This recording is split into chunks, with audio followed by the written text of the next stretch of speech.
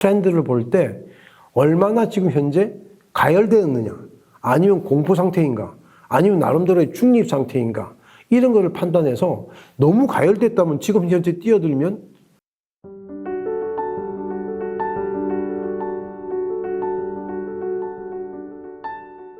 안녕하십니까, 오문성입니다.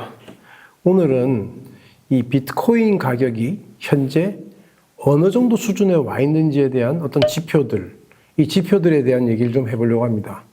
최근에 우리가 비트코인 가격이 한참 많이 떨어졌다가 또 뭐 최근에 한 며칠 동안은 또 다시 오르고 뭐 이러고 있는데, 우리가 크게 봐서 현재 비트코인 가격은 현재 지금 나름대로는 좀 이렇게 낮은 가격대에 와 있는가, 아니면 높은 가격대 가열이 되어 있는가, 아니면 중간 정도의 가격대여서 여러분들이 어떻게 봐야 될 것인가 하는 그런 것에 대한 지표에 대한 얘기를 오늘은 해보려고 합니다. 비트코인을 부동산보다 더 부동산 같은 자산이라고 하셨는데 이게 무슨 의미인가요? 자, 부동산보다 더 부동산 같은 자산이다. 우리가 보통 부동산이라고 하면 우리나라 분들이 이 부동산을 굉장히 선호하고 있잖아요. 어디 투자하라면 전부 부동산 투자하려고 그래요. 주식 투자는 겁난다고. 그래서 이 부동산을 선호하는 이유가, 부동산 가격은 웬만큼 사놓으면 시간이 지날수록 계속적으로 오르는 경향이 있다. 이 말은 뭐냐면, 이 돈의 가치가 떨어지는 것에 대해서 그 리스크를 해지해주는, 피한다는 그런 의미가 있죠. 그런데 그 부동산이라고 하는 것이 특성이 우리가 그 계속적으로 공급량을 늘릴 수가 없는 그런 특징이 있지 않습니까? 그래도 이제 부동산도 뭐 용적률을 높인다. 다시 말하면 10층짜리 빌딩 그 아파트를 30층을 지으면 부동산 늘어나는 거고요. 그 다음에 바다를 간척해가지고 땅을 넓리면 그것도 또 늘어나는 거잖아요. 그런데 비트코인 같은 경우는 이 알고리즘상 2100만 개라고 하는 것이 딱 정해져 있어서 그것 이외에는 절대로 늘어날 수 없는 구조로 되어 있다. 그러니까 부동산보다 더 부동산 같죠. 하지만 또 다른 측면에서 부동산은 잘못 사게 되면 아무리 부동산이라도 가격이 안 오르는 부동산도 있거든요. 왜? 서로 상황이 틀리니까. 그런데 비트코인 같은 경우는 뭐 잘 산 비트코인과 못 산 비트코인 이런 게 없단 말이죠. 똑같은 비트코인이에요. 그러니까 이것은 부동산보다 더 부동산 같다, 이렇게 말씀을 드릴 수가 있는 거죠. 그런데 장기적으로 좋다고 하면서도 왜 사람들은 항상 싸게 사고 싶다고 할까요? 우리가 비트코인 가격이 장기적으로 계속적으로 오를 거다, 오른다는 말은 조금 어폐가 있고, 저점을 높여갈 거라고 하는 이런 말씀을 이제 드릴 수가 있는데, 그러면 뭐 언제 사는 게 뭐 중요하냐, 언제 사도 오를 텐데, 이렇게 생각할 수 있지만, 그래도 사람의 심리는 뭐예요? 조금이라도 싸게 사면, 예를 들어서 우리가 계속 올라가더라도 지금 예를 들어서 비트코인 가격을 예리하면 지금 우리가 1억 7,900에 산 분이 최근에 꼭지에 산 분이고, 최근에 저점은 1억 2,200이었단 말이죠.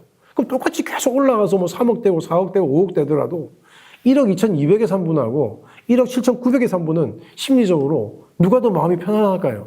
1억 2,200이겠죠. 그러니까 계속 올라간다는 믿음이 있다 하더라도 그래도 조금이라도 싸게 살려고 하는 것이 사람들의 마음이고, 당연히 그 마음은 인정이 되는 겁니다. 그래서 싸게 사고 싶다 하는 거죠. 교수님은 비트코인 가격 분석이 주식보다 어렵다고 하셨죠? 당연하죠. 왜 그러냐면 이 주식이라고 하는 것은 여러분이 기업 가치를 평가하는 건데, 우리 기업 가치 평가에 대해서는 실은 어카운팅 쪽, 회계학 쪽에서 굉장히 관심이 있고, 실은 기업 가치 평가라고 하는 것은 반드시 수치로 드러난 부분, 어카운팅 넘버에 의해서만 결정되는 건 아니고, 그 기업이 가지고 있는 하나의 그 비즈니스 어떤 그 나름대로 기회, 그런 것들도 다 이렇게 그 영향을 주지만, 하여튼 어쨌거나 그 주식이라고 하는 것은 그래도 그 어떤 그 평가 대상 회사가 어떤 사업을 하고 있고, 어떻게 이익이 나고 있고, 미래에 어떤 뭐 제약회사 같으면 신약 개발이 될 것 같고, 뭐 이런 여러 가지 어떤 그 나름대로 변수를 통해서 가치를 평가하는데, 쉽게 말하면, 가장 쉽게 얘기하면 미래에 대한 캐시플로우, 현금 흐름이 계속적으로 증가될 거다 그러면 그 기업 가치는 올라가는 거거든요. 근데 비트코인은 미래의 현금 흐름을 개선시킬 만한 아무것도 없어요. 뭐 기초자산이 아무것도 없기 때문에 비트코인 가격 분석은 실은 기업 가치 평가하는 것보다는 훨씬 더 어렵다고 봐야 된다. 그래서 이걸 어렵다고 말씀을 드린 것이죠. 그럼 비트코인은 도대체 뭘 보고 분석해야 하나요? 저는 정말 이 비트코인을 포함한 알트코인들, 여러 가지 어떤 그 암호자산, 암호화폐에 대한 가치평가에 대해서 저는 굉장히 많은 어떤 관심을 가지고 있고, 지금도 제가 이렇게 뭐 블록체인에 대해서 공부한 이유는 궁극적으로는 암호자산에 대한 가치평가에 대해서 관심을 가지고 있습니다, 저는. 그래서 이걸 가지고 어떻게 평가할 거냐. 우리가 비트코인의 가격이 현재 1억, 뭐 예를 들어서 지금 이런 거에 대한 관심이 있죠. 그런데, 하지만 아직까지는 이러한 어떤 관심에 비해서 어떤 드러난 어떤 연구 결과가 아주 명확하게 드러난 게 없습니다. 그래서 다만 오늘도 제가 여기에 대한 어떤 지표들을 분석해 본다는 게 현재 비트코인 가격이 얼마까지 갈 거다, 얼마까지 떨어질 거다 하는 그런 말씀을 드리려고 하는 게 아니라, 현재 비트코인 가격은 예전의 과거의 어떤 그 비트코인 가격에 대한 패턴, 트렌드를 볼 때 얼마나 지금 현재 가열되었느냐, 아니면 공포 상태인가, 아니면 나름대로의 중립 상태인가, 이런 거를 판단해서 너무 가열됐다면 지금 현재 뛰어들면 우리가 뭐 장기적으로야, 그죠? 이익이 충분히 나겠지만 단기적으로는 굉장히 많은 어떤 그 고통을 또 당할 수 있단 말이죠. 그리고 만약에 지금 현재가 굉장히 그 지금 중립보다 낮은 어찌 보면 공포 상태라면 공포 상태의 뭐 주식이든 뭐든 사야 되는 거잖아요. 그래서 그런 측면의 분석을 하겠다고 하는 건데, 온체인 지표라고 블록체인 상에 적혀져 있는 여러 가지 어떤 데이터들을 가지고 있어요. 그 데이터들을 가지고 우리가 분석을 하겠다는 거죠. 그래서 제일 먼저 보신 게 템이군요. 템은 왜 중요한가요? 템이라고 하는 것을 처음 이제 제가 이제 분석 지표로서 가져온 것은, 이게 굉장히 어찌 보면 러프하게라도 이게 대략 이 비트코인 가격이 현재 그 나름대로는 더 올라갈 가능성이 많은가, 떨어질 가능성이 많은가인데요. 여기서 템이라고 하는 것은 Total Addressable Market이라고, 이 Addressable이라고 하는 것은 어디까지 도달 가능한가 하는 그런 뜻이거든요. 그런데 이 템을 가지고 분석을 할 때는 보통 뭘 비교하냐면 금하고 비교를 합니다. 우리가 실물 자산인 금과 비트코인 같은 경우는 디지털 골드란 말을 쓰거든요. 디지털 골드인 이 비트코인하고 비교하는데, 실물 자산인 그 어떤 그 금이 현재 시가총액이 뭐 이만큼이라면 현재 비트코인의 시가총액은 그거보다 아주 작은, 지금 좀 이따 말씀드리겠지만 한 7%밖에 안 된다고 그러면, 지금 금하고 그 금의 어느 부분까지, 다시 말하면 금이 그 현재 100이라면 100까지 다 잠식할 거냐, 아니면 50까지 잠식할 거냐에 따라 사항은 다르지만, 현재 7%라고 하는 것은 금에 비하면 굉장히 작은 포션이라는 거죠.